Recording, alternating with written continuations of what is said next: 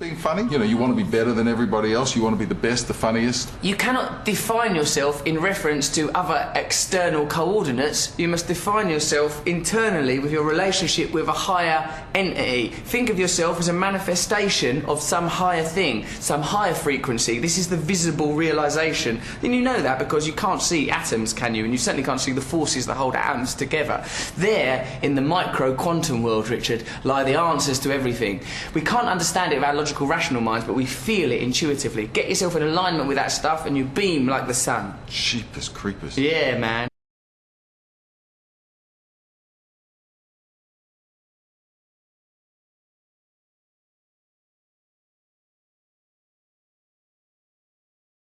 A few months ago, I understood suddenly how thought was just an illusory thing, and how thought is responsible for, if not all, most of the suffering we experience. And then I suddenly felt like I was looking at these thoughts from another perspective, and I wondered, who is it that's aware that I'm thinking?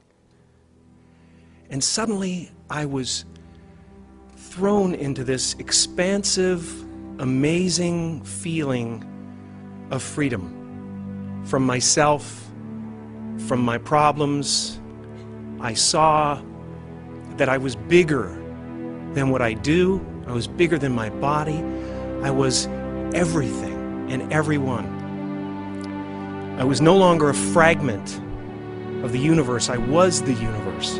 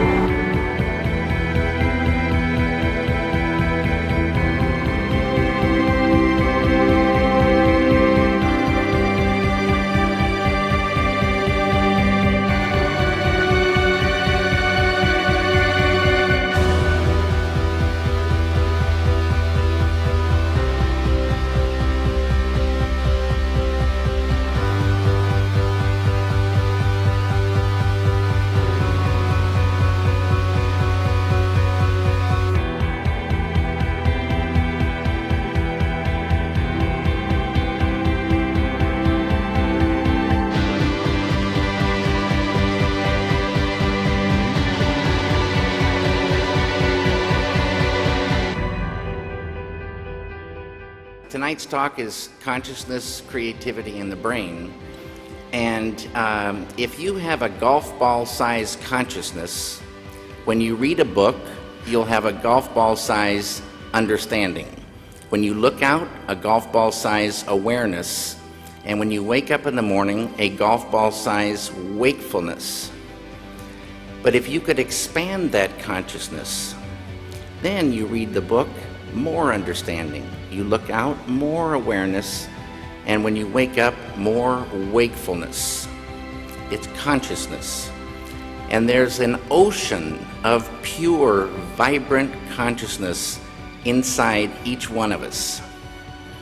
And it's right at the source and base of mind, right at the source of thought, and it's also at the source of all matter.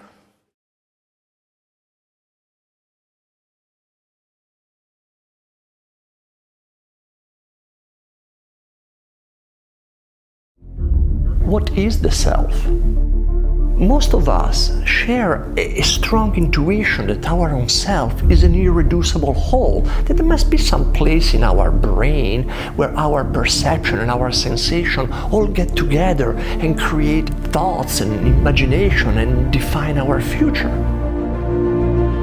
But neuroscience today is discovering that there is no single brain structure that embodies the self, and it's pointing to the fact that what is creating the sense of self is a complex mental neurological map allowing us to function as one single organism. Biology tells us that the human body is actually an ecosystem of trillions of bacteria, microbes, viruses, all with their evolutionary agenda.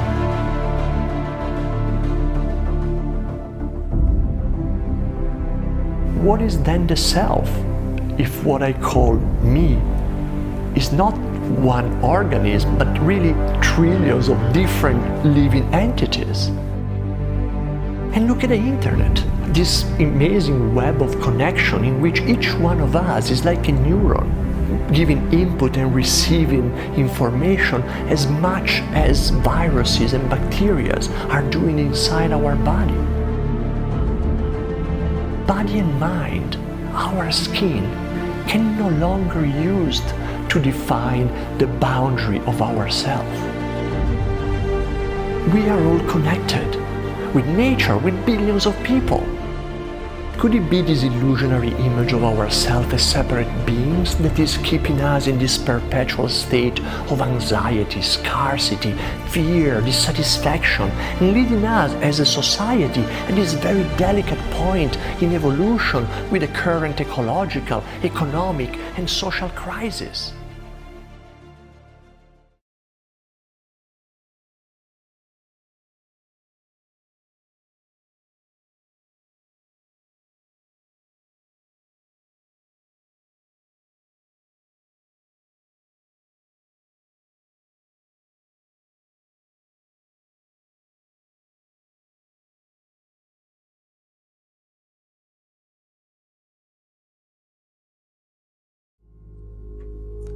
Mr. Emoto decided to see how thoughts and words affected the formation of untreated distilled water crystals by typing words onto paper and then taping this paper onto glass bottles overnight. This photo shows the effects of the words, "Thank you." This next photo shows the effects of the words, "Love and appreciation." This photo shows the effects of the words, "You make me sick, I will kill you." And here we can compare the effects of "thank you" with the "you make me sick, I will kill you." Very, very different geometric forms being incurred through the intention. Now this photo is of a very polluted and toxic water from the Fujiwara Dam. Here now is the same water from the Fujiwara Dam after a Buddhist monk had offered a prayer over it. Prayer, that sound coupled with intention, seems to have an extraordinary ability of restoring water to its natural, harmonious, geometric symmetry. What is the physics of consciousness? We can ask that question today. What is consciousness? Where does it come from? What are the origins of consciousness? What are the limits of human potential?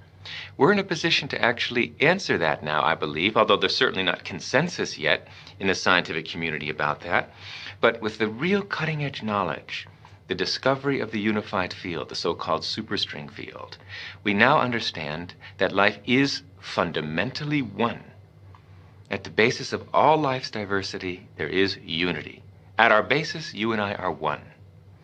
And that unity, at the basis of mind and matter, is consciousness, universal consciousness. We have a society with a certain momentum. We have generations of teachers who've gone to teachers' education or members of teachers' unions that don't always support educational innovation. So it may take a generation, unfortunately, it may take a generation now that simple techniques, universal, non-sectarian, scientifically verified techniques exist to gain enlightenment.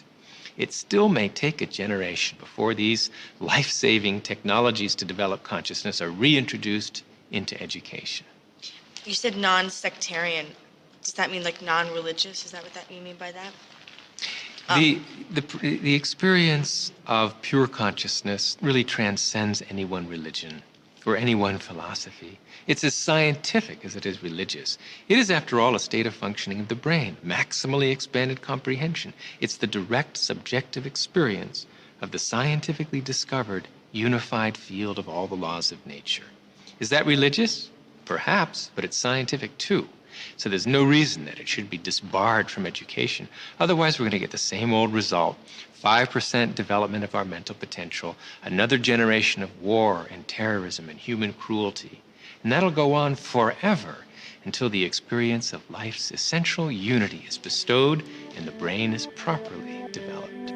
Our true consciousness does not exist in our brains or in our bodies. But this illusion of our individual bodies, along with the misinformation of our true origins, has manifested the idea that we all think independently from one another.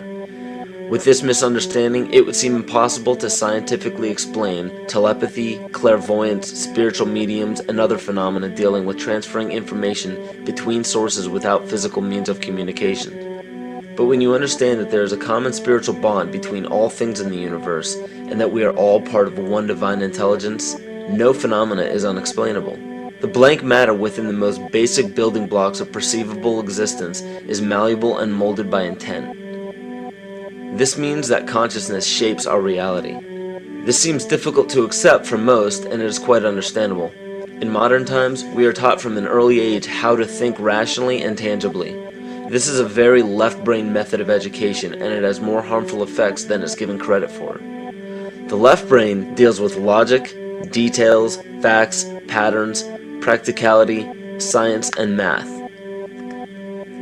as the right brain deals with feeling, intuition, symbols, images, risk-taking, philosophy, and religion. With a deliberate push for government-controlled educational curriculums, generation after generation of the youth are being taught to focus only on the facts, figures, and numbers. Repetition is used to train children subconsciously to accept what they're learning. Children aren't rewarded for questioning the validity of the information they receive. They are ridiculed.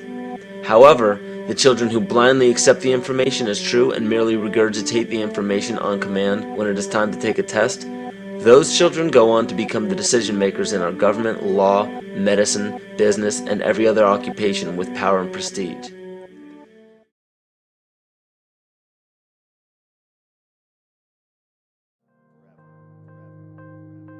The imagination is the real force behind the evolution. What imagination truly is we think of it as like, oh, I can see things, I can work around problems, I have this idea. But when you imagine an idea, when you imagine a product, you imagine how to design an engine for a car, and when your imagination has this idea for this thing, and then you build it and design it, and boom, it's there. That thought, there was no thought of that before it existed. It's not that people were running around thinking of the car and I know what it's going to look like. There was no thought of it. You created this, or it came to you. There's something from nothing, something from what is that? From the ether, something from these, even if it's just these synapses firing in your mind. What is the signal? What is the root of this signal?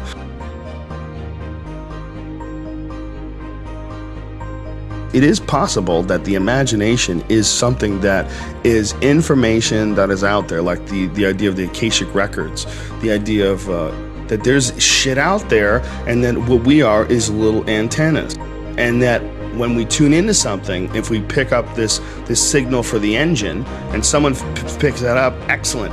Once that piece is in place, and then it flowers and blossoms like a Fibonacci sequence on a fucking a sunflower. It all bursts out, exponentially in certain directions, and then that starts creating more inventions which also burst out. But all of them emanate in the imagination initially.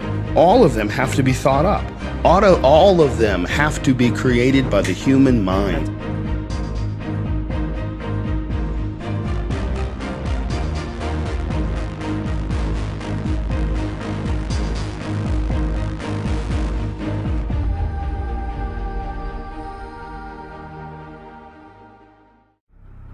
If you believe in things, they have incredible power over you, both good and bad.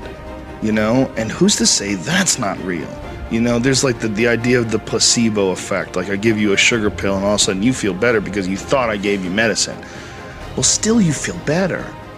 People have actually been cured of ailments because of the placebo effect. So what the fuck is happening?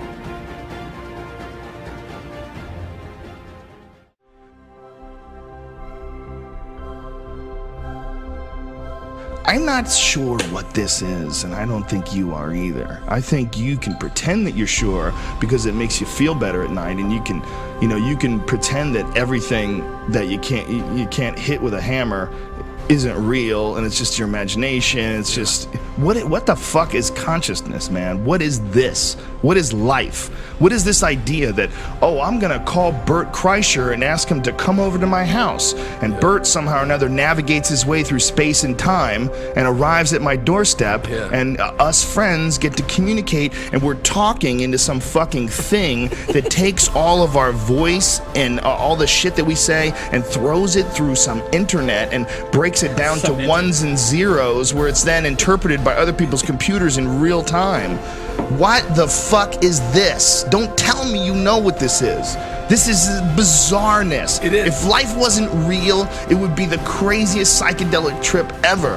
It's almost like what a real psychedelic trip is something you're not used to, something it just throws you off. Yeah. But life itself is the most uber bizarre thing ever.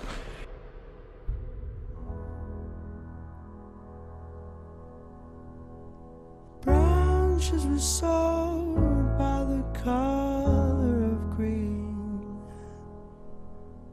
Ground had a rose and I look up at the night sky, and I know that, yes, we are part of this universe. We are in this universe. But perhaps more important than both of those facts is that the universe is in us. When I reflect on that fact, I look up.